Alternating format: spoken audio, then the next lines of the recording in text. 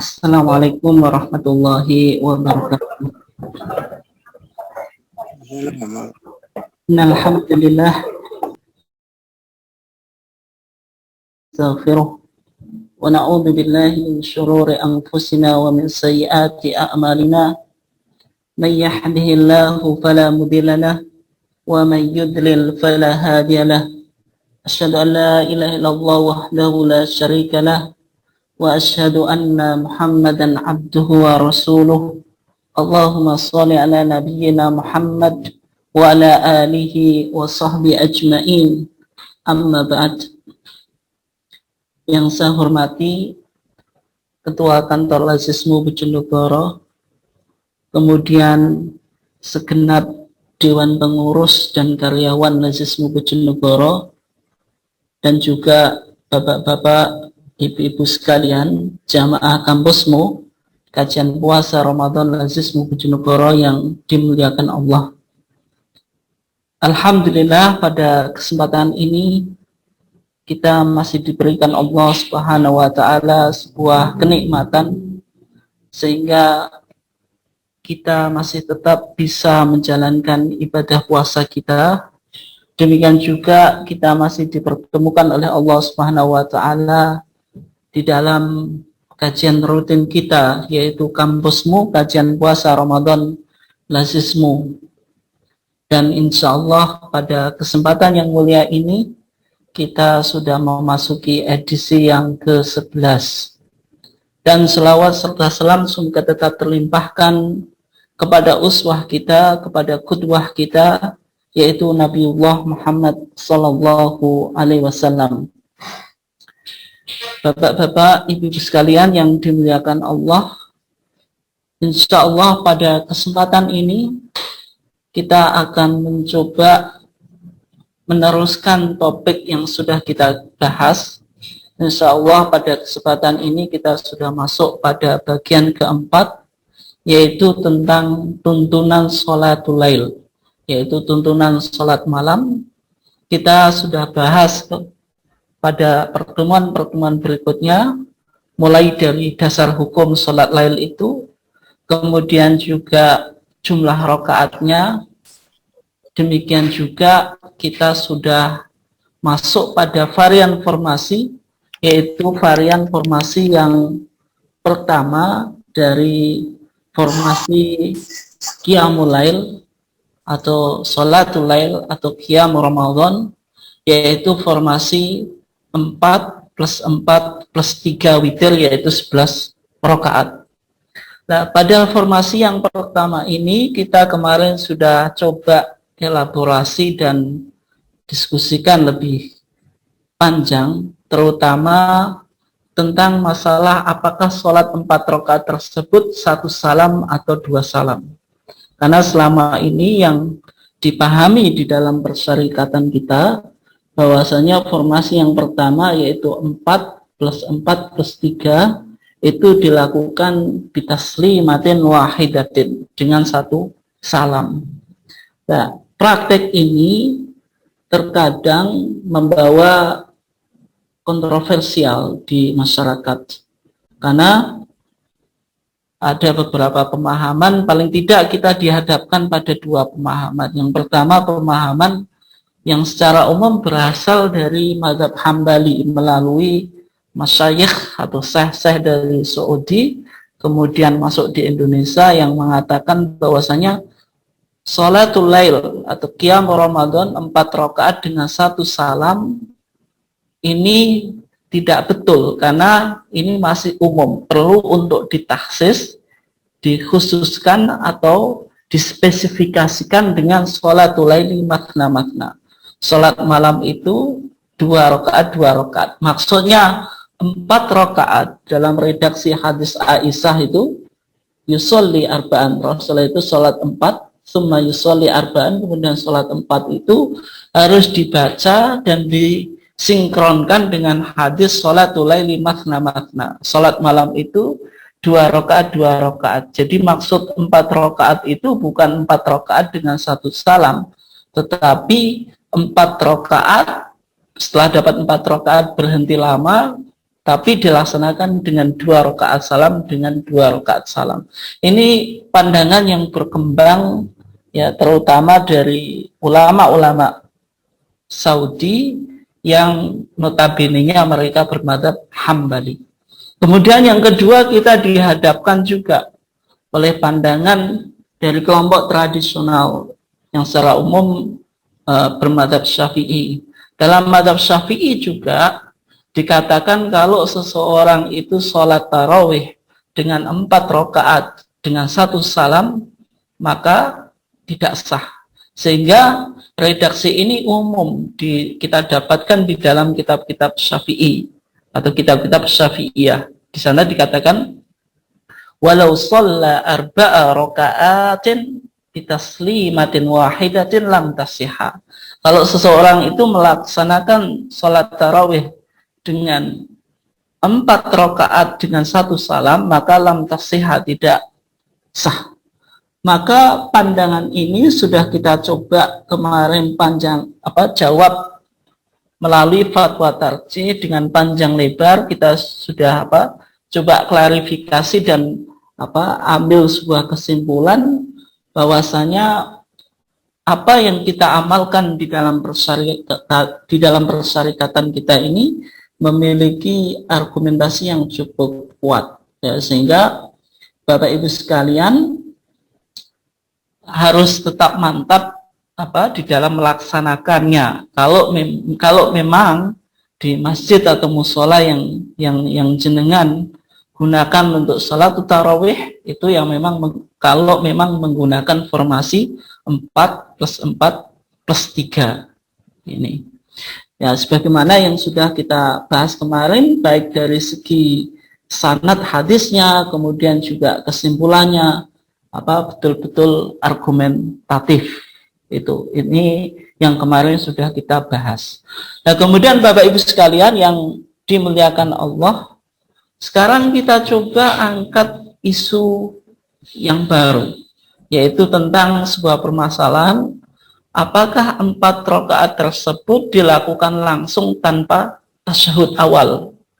Maksudnya kalau misalnya kita atau jenengan sekalian, Bapak Ibu, melaksanakan sholat tarawih dengan formasi tadi, 4+4, apakah 4-nya ini dilakukan langsung? Maksudnya dilakukan langsung itu ketika sudah dapat rakaat yang kedua itu tidak menggunakan tasyahud awal. Atau dengan tasyahud awal, sebagaimana kita menjalankan sholat yang lebih dari 2 rakaat dalam sholat wajib. Misalnya sholat sholat maghrib. Sholat maghrib itu kan 3 rakaat, maka pada rakaat kedua jenengan tasyahud awal. Demikian juga sholat-sholat yang 4 rakaat dari sholat duhur, sholat asar, sholat isya, itu kan ketika jenengan sudah dapat 2 rakaat kan melakukan tasyahud awal. Nah, bagaimana ini? Nah, sehingga kalau kita lihat sebenarnya pandangan yang berkembang di kalangan Muhammadiyah itu ada 2 pandangan. Yang pertama, pandangan dari Majelis Tarjih Jawa Barat yang mengatakan bahwasanya sholat dengan formasi 4+4+3 itu pakai tasyahud awal. Jadi di rakaat keduanya itu pakai tasyahud awal. Nah, dalilnya apa? Dalilnya keumuman hadis yang berbicara tentang bahwasanya ketika kita menjalankan sholat, ketika dapat rakaat yang kedua kita tasyahud awal.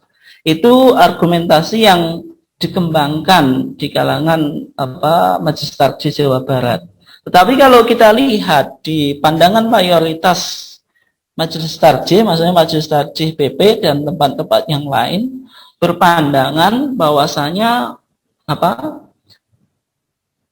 sholat dengan formasi 4+4+3 itu yang 4-nya itu langsung, dalam artian tidak pakai tasyahud awal. Ini yang dipahami Majelis Tarjih secara umum. Nah, kalau kita lihat kenapa kok kita simpulkan demikian? ada beberapa argumentasi atau ada beberapa dalil yang bisa kita jadikan acuan untuk menyimpulkan apa yang kita pahami, yaitu bahwasanya 4 rakaat dari formasi 4 itu tanpa tasyahud awal. Artinya kalau jenengan dapat 2 rakaat ya langsung apa? Bangun tanpa tasyahud awal gitu. Yang pertama dalilnya yaitu Nabi Muhammad SAW pernah sholat lail sebanyak 8 rakaat. Nabi Muhammad SAW apa? Pernah sholat lail sebanyak 8 rakaat. Dan beliau tidak duduk pada rakaat 8 itu kecuali pada yang ke-8. Maksudnya sholatul lail yang dilakukan oleh Rasulullah itu kan 8 rakaat. Dan dia atau beliau Rasulullah SAW itu tidak duduk kecuali pada rakaat yang ke-8. Artinya apa? Artinya Rasulullah pada rakaat yang kedua dari 8 rakaat ini tidak duduk. Nah, kalau kita coba lihat atau kita coba lihat hadisnya itu, bisa Bapak Ibu sekalian lihat di dalam slide, di sana dikatakan an Sa'idin an Qatadah bi isnadihi nahwah. Dari Sa'id dan juga dari Qatadah dengan sanad yang sama. Qala dia berkata, yusolli thamaniya raka'atin. Rasulullah itu pernah sholat 8 rakaat. Di sana dikatakan bagaimana?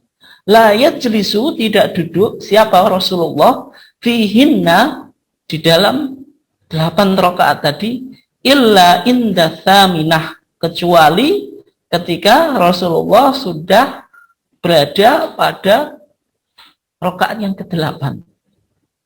Nah, hadis ini memberikan indikasi yang jelas bahwasanya sholatul lail yang dilakukan oleh Rasulullah 8 rakaat itu Rasulullah tidak duduk kecuali di rakaat yang ke-8.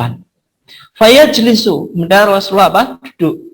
Fayadkurullaha azza wa jalla, kemudian Rasulullah apa? Mengingat Allah Subhanahu azza wa jalla. Thumma yad'u, kemudian Rasulullah apa? Berdoa. Thumma yusallimu tasliman yusmi'una, kemudian Rasulullah apa? Mengucapkan salam dengan salam yang didengar oleh para sahabat. Berarti Rasulullah apa? 8 rakaat gitu. Dan tidak duduk kecuali di rakaat yang ke-8, kemudian Rasulullah apa? Salam.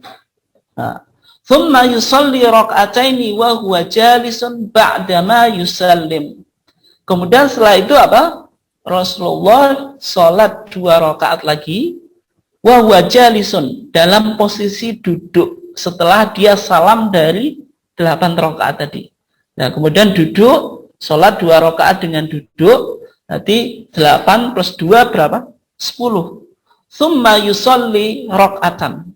Kemudian setelah itu Rasulullah apa? Sholat 1 rakaat lagi.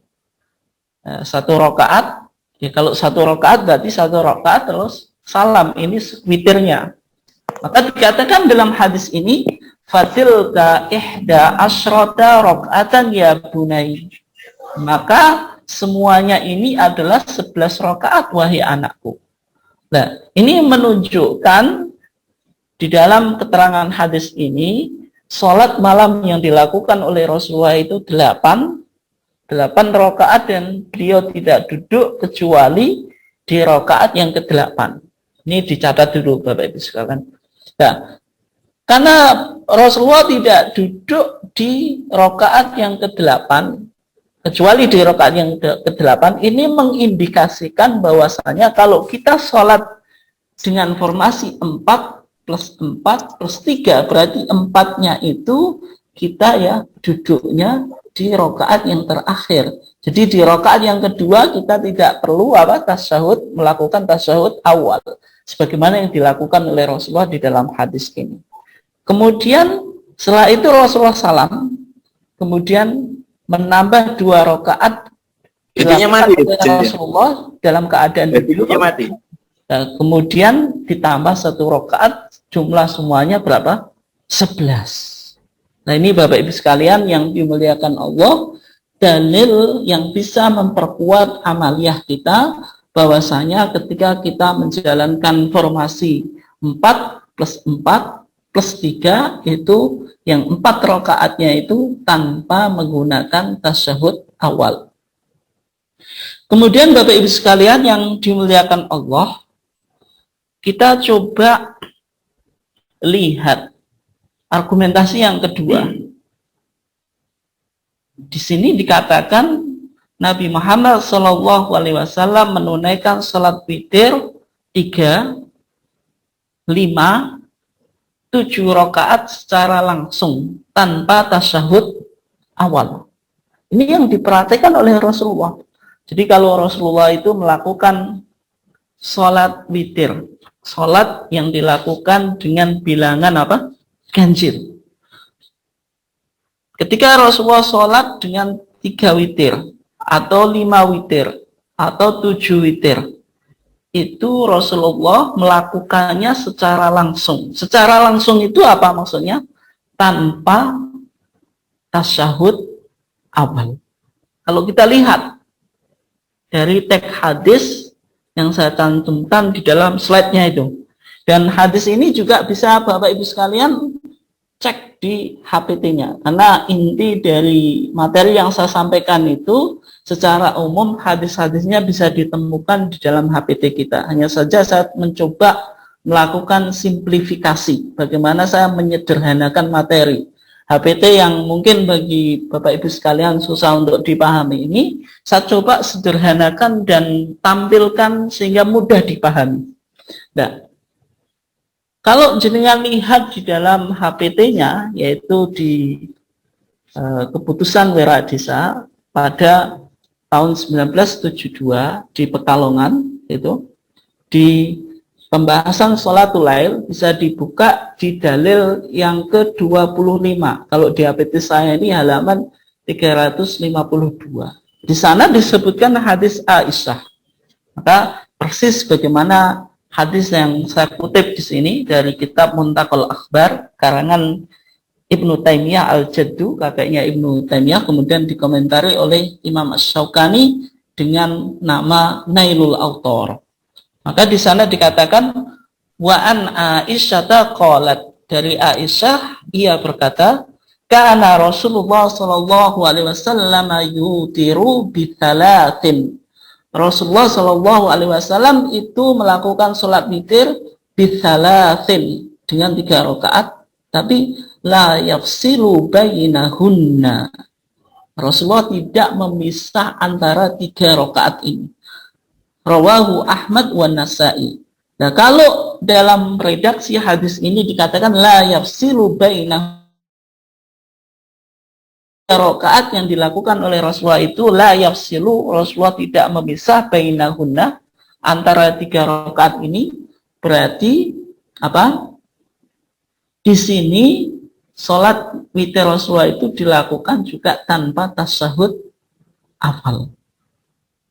Nah, kenapa kok kita simpulkan tanpa tasyahud awal? Nanti kita coba cek, ada hadis yang lain juga. Hadis yang memberikan penjelasan bahwasanya kita tidak boleh berwitir dengan 3 rakaat sehingga menyerupai sholat apa? Sholat maghrib. Bisa dicek di HPT Bapak Ibu sekalian, di sana juga ada hadis la tutiru bitsalatin. Janganlah engkau melakukan sholat witir dengan 3 rakaat. Tusbihu bisolatil maghrib. Sehingga engkau menyerupakan sholat witir itu dengan sholat maghrib. Nah, kok bisa dipahami demikian?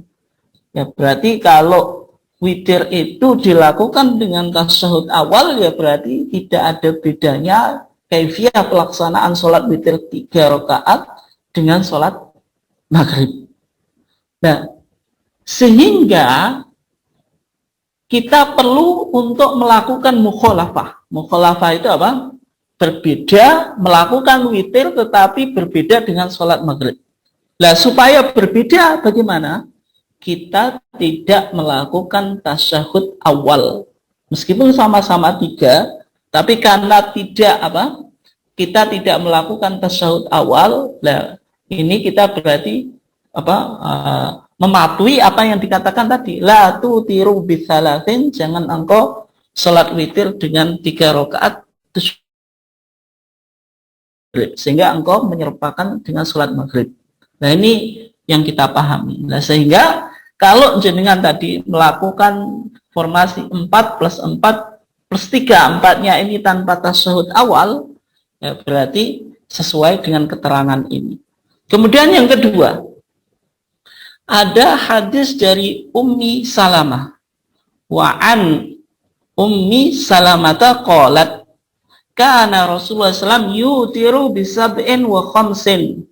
Adalah Rasulullah Shallallahu Alaihi Wasallam itu pernah melakukan salat witir bisab'in dengan 7 rakaat, wa khamsin dengan 5 rakaat.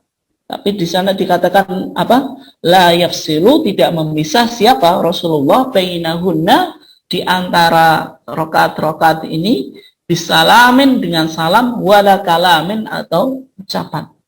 Maksudnya apa? Salatnya Rasulullah witir dengan 5 dan 7 itu tidak dipisah dengan apa? Salam atau kalam atau ucapan. Artinya disambung, tidak menggunakan tasyahud awal. Nah, kemudian muncul pertanyaan dari jenengan. Ini kan konteksnya salat witir yang kita bahas 4 rakaat pada formasi 4 plus 4 plus 3. Itu kan bukan witir. Kembali kepada itu Bapak Ibu sekalian, bagaimana kita cara memahaminya. Dalam pandangan Muhammadiyah, yang namanya sholatul lail itu masuk di sana apa? Sholatul tahajud, qiyamu Ramadan, sholat witir, semuanya dianggap sama dalam pandangan tarjih. Bisa dilihat di Muktamar Wiradisa juga 19 berapa tadi? 7, 2 di Wiradisa di Pekalongan. Maka dalam pembahasan sholatul lail di footnote-nya apa? Disebut juga tahajud, witir, qiyamu Ramadan, qiyamul lail. Nah, sehingga dalam pandangan Muhammadiyah, sholat-sholat ini meskipun memiliki varian nama, tetapi esensinya sama. Itu. Ini yang dipahami oleh Muhammadiyah.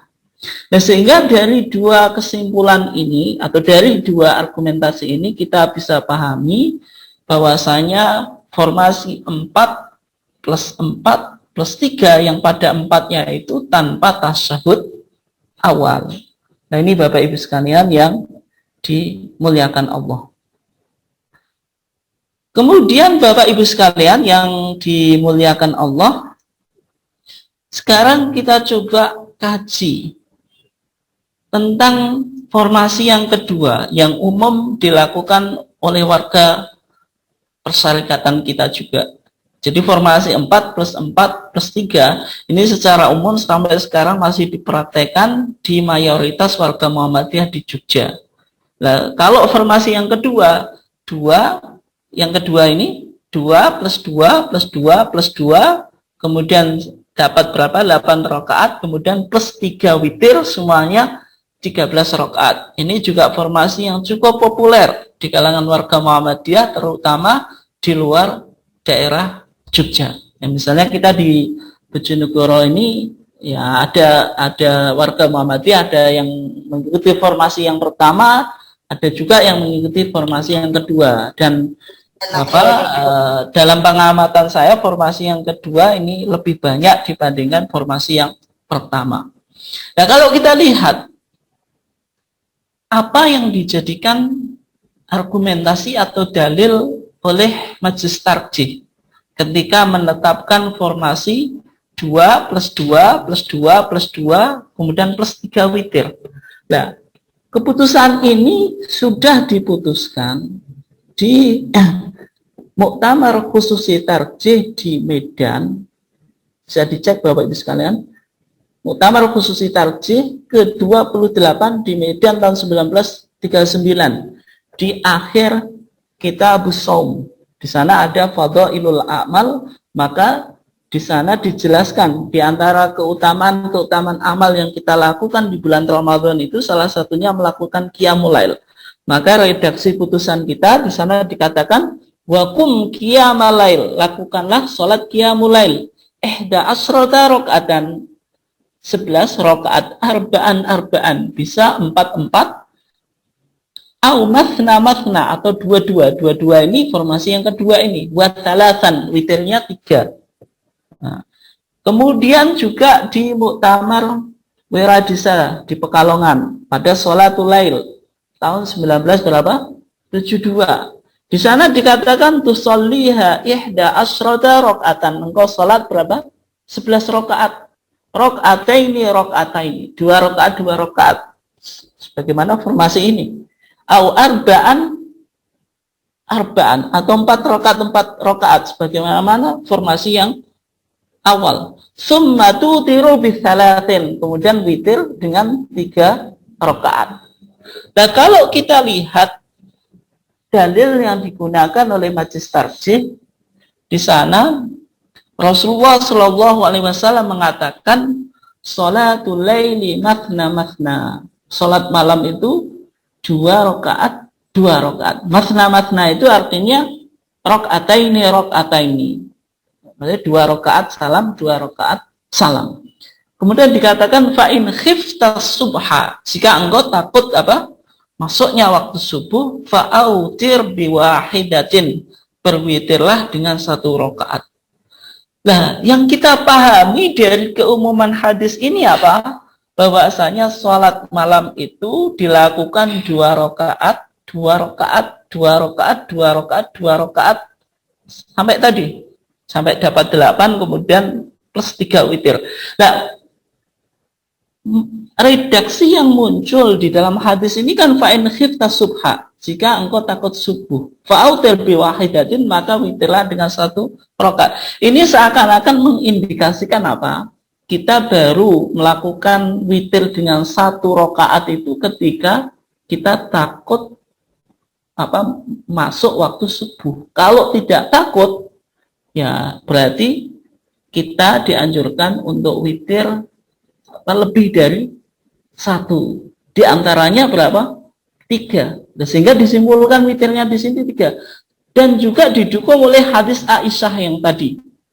Ketika kita bicara tentang formasi 4 plus 4 plus 3. Di sana kan dikatakan Rasulullah itu yusolli arba'an. Rasulullah sholat 4, thumma yusolli arba'an, kemudian sholat 4 rakaat, thumma yusolli thalathan, kemudian sholat 3. Berarti witirnya 3. Nah, ini digunakan argumentasi untuk menyimpulkan tentang formasi yang kedua. Meskipun formasi yang kedua ini kalau kita cari di hadis yang utuh, itu saya sendiri belum menemukan. Memang di Sahih Muslim ada keterangan juga Rasulullah melakukan sholat malam dengan 2 plus 2 plus 2 plus 2 8 plus 3. Tapi di sana dikatakan Rasulullah itu sholat 2 panjang sekali, terus tidur. Nah, setelah tidur Rasulullah bangun, baru meneruskan 2 plus 2 plus 2 berarti 6 setelah tidur. Karena sebelum tidur 2 kan 8. Baru Rasulullah sholat witir dengan 3. Tetapi yang langsung sampai sekarang saya belum menemukan dalil yang utuh. Tapi kalau kita baca dari keumuman hadis ini bisa juga disimpulkan bahwasanya formasi 2 plus 2 plus 2 plus 2 setelah dapat 8, 3. Dan yang 3 witir itu dari mana? Ya dari keumuman termasuk hadis Aisyah tadi. Bahwasanya Rasulullah itu sholat witirnya 3. Karena redaksi sholatul laili mathna ini seakan-akan kita disuruh untuk witir 1 rakaat itu ketika fa'in khifta as-subha. Ketika kita takut masuk waktu subuh. Ya. Ini formasi yang kedua Bapak Ibu sekalian yang dimuliakan Allah. Kemudian Bapak Ibu sekalian yang dimuliakan Allah, kalau kita lihat di formasi yang ketiga, yaitu formasi 2 plus 2 plus 2 plus 2 plus 2 sudah dapat 10, kemudian plus 1 witir, sehingga jumlah semuanya berapa? 12. Tetapi yang menjelaskan sebelumnya diawali dengan apa? Rakaataini khafifatain, 2 rakaat yang ringan, atau dalam terminologi tarjih kita disebut dengan sholatul iftitah, sholat pembuka sholat apa? Malam. Nah, argumentasi atau dalilnya mana? Ini ada keterangan dari hadis Zaid ibn Khalid al-Juhani. Maka di sana dikatakan annahu qol, bahwasanya Zaid ibn Khalid al-Juhani ia berkata, la arkumanna salata Rasulillah sallallahu alaihi wasallam al-lailata. Sungguh saya telah mencermati salatnya Rasulullah sallallahu alaihi wasallam pada suatu malam. Fasalla Rasulullah sallallahu alaihi wasallam rakaataini khafifatain. Maka Rasulullah pada waktu malam itu salat 2 rakaat yang ringan. Ini yang disebut sebagai sholatul iftitah. Tsumma shalla rakaataini tawilatain. Kemudian Rasulullah salat 2 rakaat panjang, sangat panjang. Tsumma shalla rakaataini wa huma dunal latain. Kemudian salat yang panjang, tetapi panjangnya tidak sepanjang yang pertama tadi. Tsumma shalla rakaataini dunal lataini qablahuma. Kemudian Rasulullah apa? Salat 2 rakaat, tetapi panjangnya tidak sepanjang yang awalnya tadi. Tsumma shalla rakaataini dunal lataini qablahuma. Kemudian salat panjang lagi, tetapi panjangnya tidak melebihi panjang sebelumnya. Tsumma shalla rakaataini dunal lataini qablahuma. Kemudian salat 2 rakaat lagi panjang, tetapi tidak sepanjang sebelumnya. Tsumma autara. Kemudian Rasulullah witir, fadzalika thalatha asyrata rakaatan. Maka jumlah totalnya 13 rakaat. Nah, maksudnya apa di sini? Di sini berarti yang dipraktikkan oleh Rasulullah itu pertama salat iftitah 2 rakaat, dijelaskan di sini rakaataini khafifatain, 2 rakaat yang ringan. Kemudian 2 rakaat lagi panjang sekali itu. Kemudian 2 rakaat lagi panjang tetapi tidak melebihi panjang yang pertama tadi. Kemudian 2 rakaat lagi panjang tidak melebihi 2 rakaat sebelumnya. Kemudian panjang tidak melebihi panjang sebelumnya. Kemudian 2 rakaat lagi panjang tidak melebihi panjang sebelumnya. Kemudian witir 1 sehingga jumlahnya 13 rakaat. 13 ini karena menghitung rakaataini khafifatain, 2 rakaat yang ringan, yaitu sholatul iftitah. Yang kedua dipahami, kenapa kok praktiknya Rasulullah itu rakaat pertama panjang sekali, kemudian semakin menurun. Ini termasuk kesunahan yang kita lakukan pada sholat-sholat yang lain. Misalnya sholat wajib, imam itu disunahkan rakaat pertama itu lebih panjang daripada rakaat yang kedua. Demikian juga praktek real Rasulullah juga semacam itu. Rakaat pertama panjang sekali. Kecuali sholat iftitah, karena kembali sholat iftitah itu kan sholat sebagai opening atau warming up, sebagai pembuka dan pemanasan. Ya, kalau pembuka pemanasan ya nggak panjang. Tetapi kok setelahnya panjang, kemudian agak pendek terus. Apa? Di antara alasannya karena dari segi fisik dan kefitan kita dalam sholat itu, maka semakin menurun.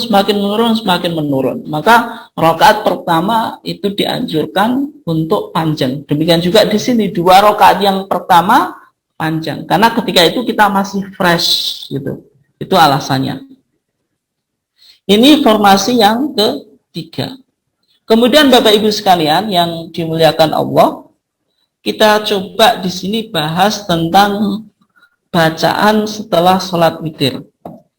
Kalau Bapak Ibu sekalian baca di HPT-nya, di Muktamar Wiradesa di Pekalongan 1972, di sana dijelaskan setelah sholat witir selesai kemudian membaca kalimat Subhanal Malikil Kudus. Bisa juga dibaca di tuntunan Ramadan yang diterbitkan oleh MTT.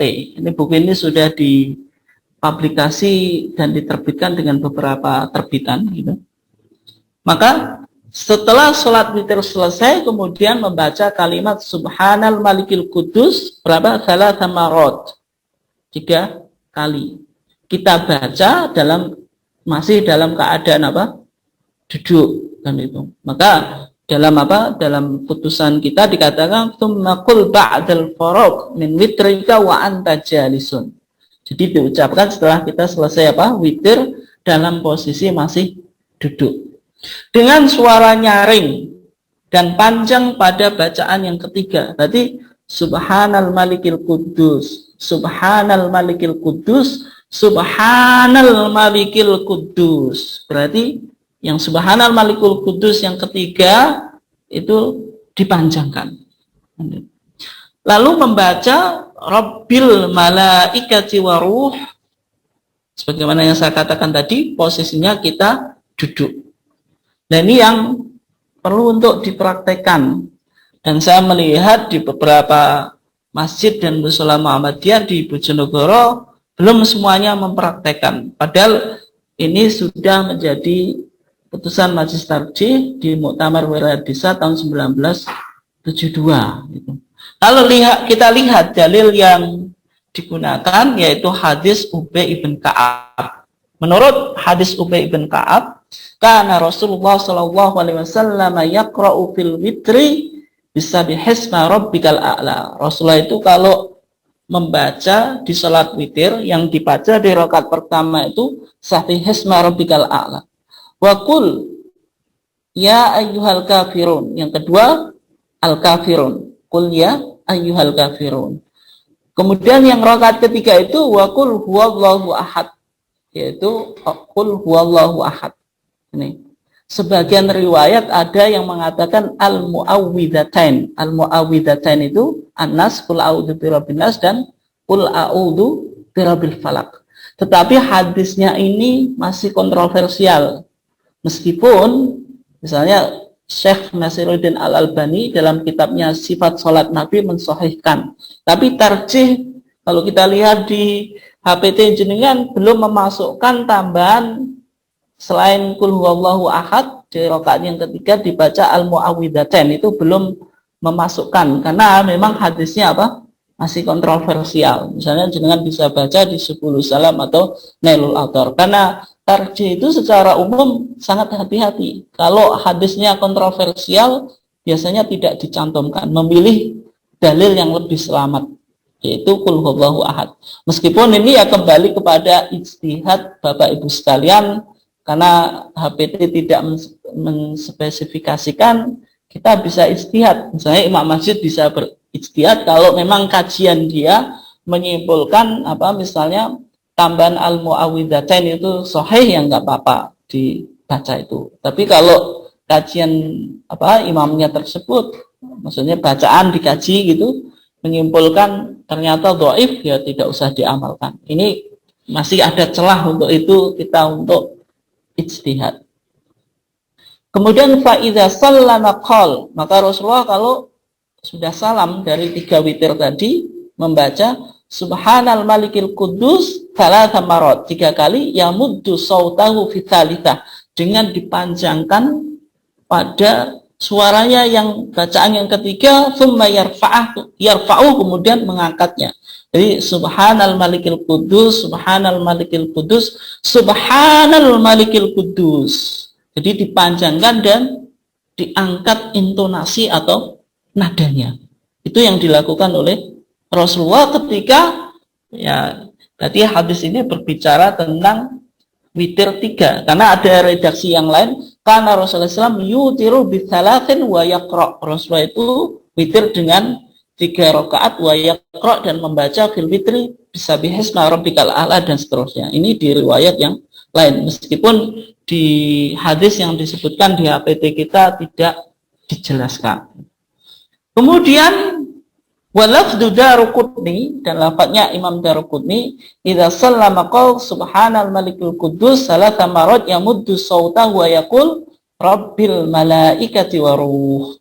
Ini jadi subhanal malikil quddus, subhanal malikil quddus, subhanal malikil quddus.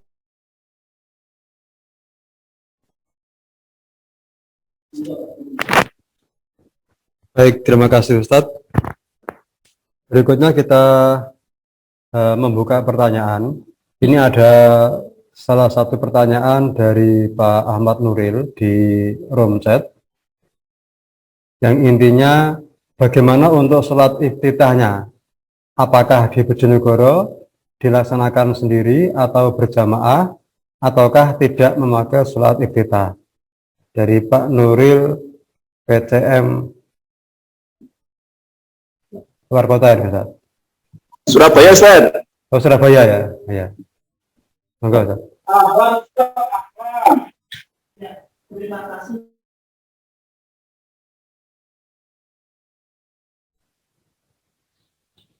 Terima kasih pertanyaannya Pak Ahmad Nuril dari PCM mana tadi, Surabaya ya? Surabaya, Ustaz. Ya. Tentang sholat iftitah ini sudah kita bahas di pertemuan sebelum sholatul lail. Apakah sholat iftitah itu boleh dilakukan secara berjamaah, kolektif, dipimpin oleh seorang imam, atau boleh juga dilakukan secara sendiri-sendiri?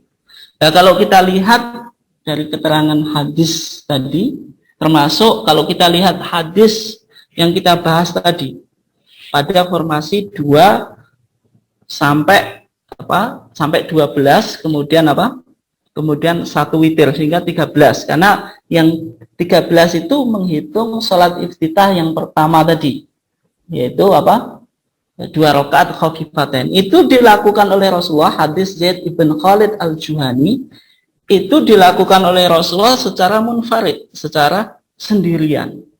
Dan juga keumuman hadis yang mengatakan karena Rasulullah SAW idza qama ila laili iftataha sholatahu bi raka'ataini khafifatain. Itu hadis Abu Hurairah.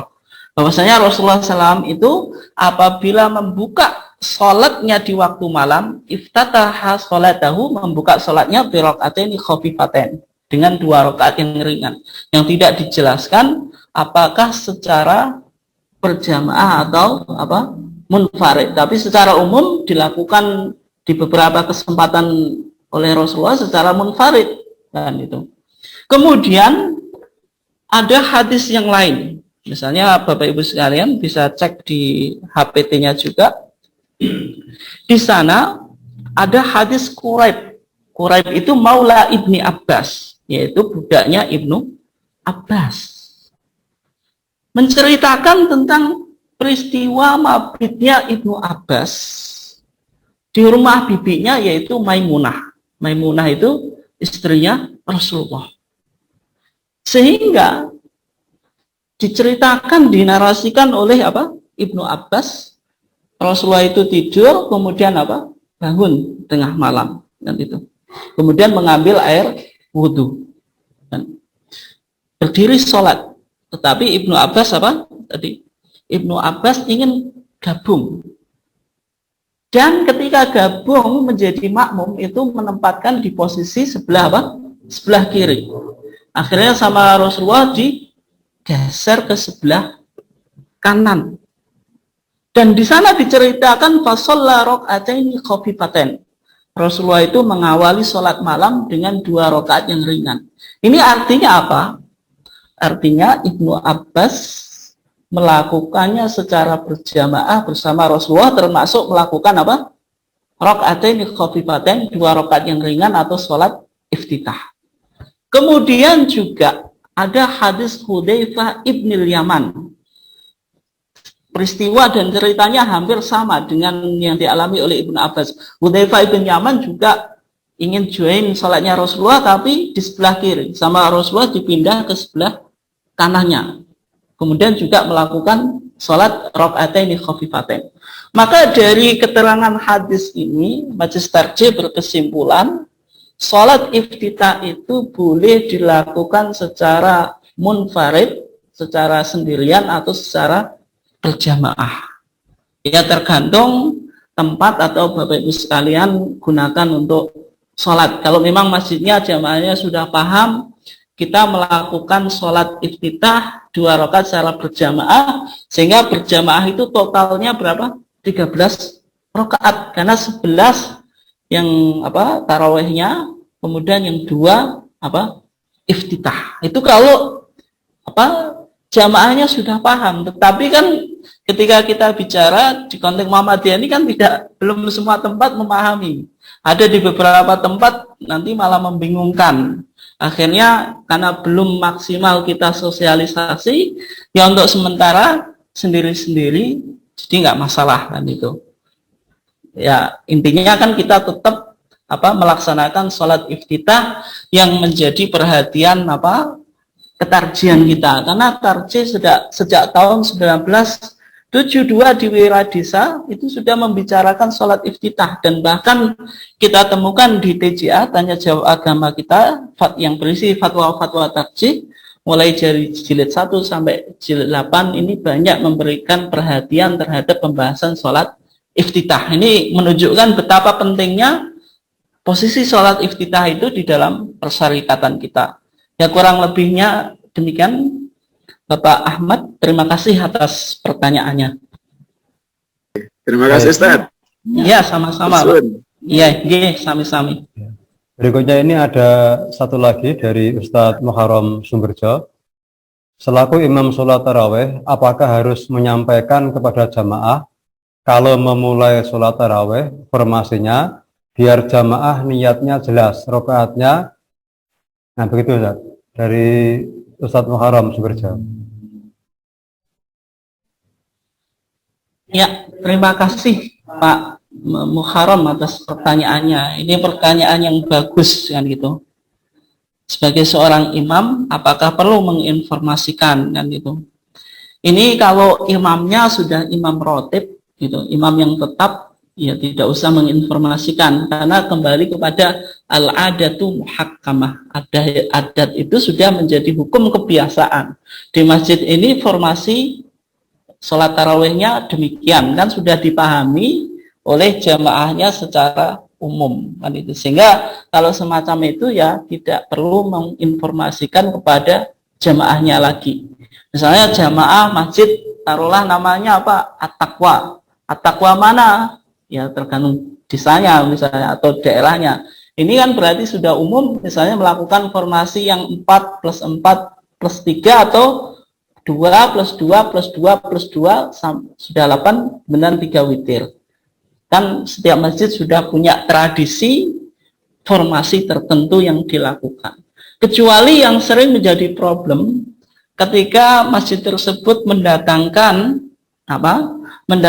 imam, atau biasanya kan kita program tabligh dan juga kita terkadang mendatangkan imam dari luar. Nah, itu sebaiknya imam yang dari luar itu yang dilakukan tanya dulu ke takmir atau yang ngundang, Pak, masjid sini formasinya bagaimana kan itu. Sehingga sehingga jamaahnya nggak kaget, dan juga tadi goncang niatnya. Tadi kok saya niatnya 4 plus 3, tiba-tiba ini kok 2. Akhirnya bingung juga ketika sudah 2 rakaat biasanya langsung bangkit, ternyata duduk dan salam. Nah, ini juga nanti menjadi problem. Apalagi kan tidak semua warga Muhammadiyah ini memiliki pemahaman tentang formasi tersebut. Nah, sehingga kalau menurut hemat saya ya, kalau misalnya kita diundang di sebuah tempat yang menyesuaikan apa yang sudah umum dilakukan di tempat tersebut. Meskipun ada kemungkinan juga kita boleh menginformasikan sebelumnya, Bapak Ibu sekalian, kita akan melaksanakan sholat tarawih dengan formasi demikian.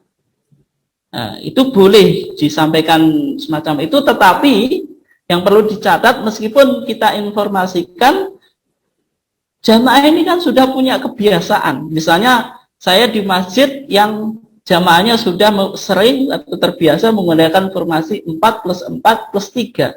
Kemudian saya diundang di masjid itu untuk menjadi imam sholat tarawih. Saya sudah informasikan Bapak Ibu sekalian, kita akan sholat dengan formasi 2+2+2+2+2+8 kemudian 3. Meskipun saya informasikan, jamaah yang sudah memiliki kebiasaan ini biasanya juga akan bingung juga. Ya, kita harus mewajari tidak semua jamaah kita secara pemahaman sama. Ada orang-orang yang tua dan juga mungkin pendidikannya ngajinya juga nggak begitu paham. Nah, sehingga hal semacam ini harus kita dekati, ya, sehingga ini pandangan pribadi saya, ya, sehingga kita kalau diundang untuk menjadi imam, ya lebih baik menyesuaikan yang sudah berlaku di masjid itu. Toh ini catatan, dari sekian formasi ini Majelis Tarjih juga mengakuinya sebagai tanawu fil ibadah, sebagai pluralitas atau varian dalam bentuk ibadah yang diakui dan semuanya itu sabitun min Rasulillah. Punya argumentasinya dari Rasulullah dan Rasulullah melakukan dari semua formasi ini. Artinya semua formasi ini dipraktikkan oleh Rasulullah gitu. Dan ini bentuk tanawu fil ibadah yang intinya di situ ada taisir. Kemudian kita boleh melakukan macam-macam formasi sesuai yang mudah. Sesuai yang mudah itu mudah untuk kita dan juga mudah untuk jamaah, tidak membingungkan. Nah, ini yang perlu dicatat. Jadi mabda'ut taisir, prinsip mempermudah yang merupakan salah satu prinsip yang diakui oleh Majelis Tarjih itu, ya diantaranya ya tadi mudah dan sesuai dalil, tidak membingungkan kepada jamaah, sehingga ya lebih baik menyesuaikan pada praktek yang sudah dilakukan di masjid tersebut. Ya kurang lebihnya demikian Pak Mukhtarom, terima kasih atas pertanyaannya. Ya, jadi gini Ustaz, tambahan dari Pak Muharram, itu maksudnya kadang-kadang ada jamaah pendatang atau tamu dari luar. Jadi yang tidak terbiasa sholat di situ.